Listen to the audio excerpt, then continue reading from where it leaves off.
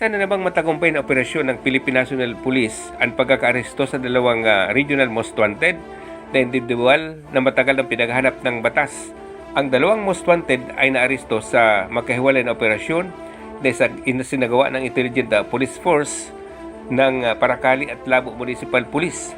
Noong Pebrero 5, alas 2 ng hapon, ang mga tauhan ng Paracali Police sa isinagawa nitong Intel-driven operation na nagresulta sa pagkakahuli ng isang alias Cardinal, isang communist terrorist group member sa ilalim ng L1, KP1 ng Armando Catapia Command. Ang pagkakaresto ay dahil sa warrant of arrest sa kasong 5 count ng direct assault with murder na pinalabas ng RTC Branch 64 sa Labo, Camarines Norte noong ika-26 ng Enero 2024. Sa kalawang araw, isa na namang nadakip ang sinasabing regional most wanted person ang naaresto sa Barangay Bagong Silang, Labo, Camarines Norte sa isinagawang operasyon ng Municipal Police kasama ang Intelligence Unit, Norte Police Intelligence Unit, CIDG, 2nd Camarines Norte Police Mobile Force Company at ang 92nd Philippine Army. Ang nadakip ay kinalala sa alias na Kaalan, isang member ng Armando Catapia Command na sa ngayon ay hawak na ang dalawang ito ng mga autoridad at na mayroon ng nakasampang kaso kontra sa kanila. Iyan naman ang balita para sa Bunyog Kabikulan. Ako si Kabunyog Ernie Marfil.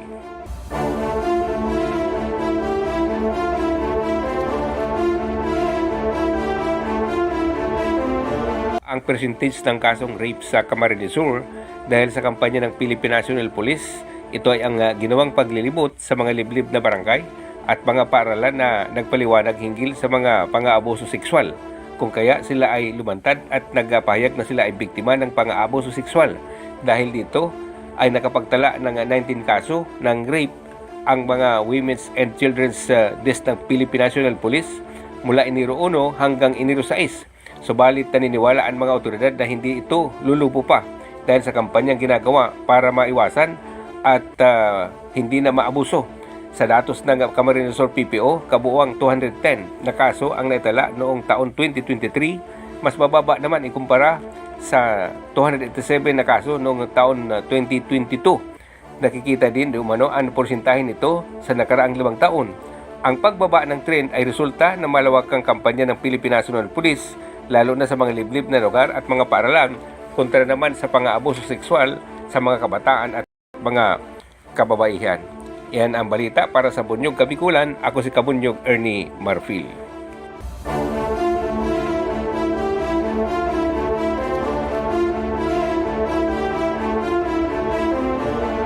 Mga matataas na kalibre ng armas na nakabaon sa malayong bulubundukin ang nahukay ng mga otoridad sa sitio Caripdas, Barangay GM Alberto, San Miguel, Catanduanes, bandang alas 12:20 ng hating gabi noong Pebrero 5, 2024.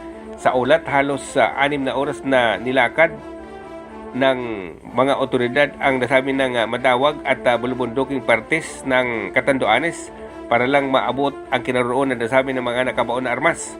Kasama sa mga nahukay at na-recover ng PNP ay ang 2 steel magazines at 45 biraso ng mga bala para sa nasabi ng baril na caliber 45. Halos 2 taon na di umanong nakabaon ito sa nasabing lugar na pinaniniwalang binaon pa ng mga armadong grupo. Subalit sa ngayon ay na-recover na ng San Miguel Municipal Police. Ang nasabi ng mga matataas na kalibre ng armas ay nasa pangangalaga ngunyan ng Municipal Police ng San Miguel at nakatalang i-turn over naman ito sa Catanduanes Provincial Forensic Unit upang ipasailalim sa ballistic examination. Iyan naman ang ulat para sa Bunyog Kabikulan. Ako si Kabunyog Ernie Marfil. Bunyog, bunyog, halikan na kasama ka. Bunyog, kapag buklod ay may pag-asa. Luzon, Visayas, Mindanao, isa ang pananaw. Sa bagong Pilipinas ang bunyog isisigaw. Bunyog.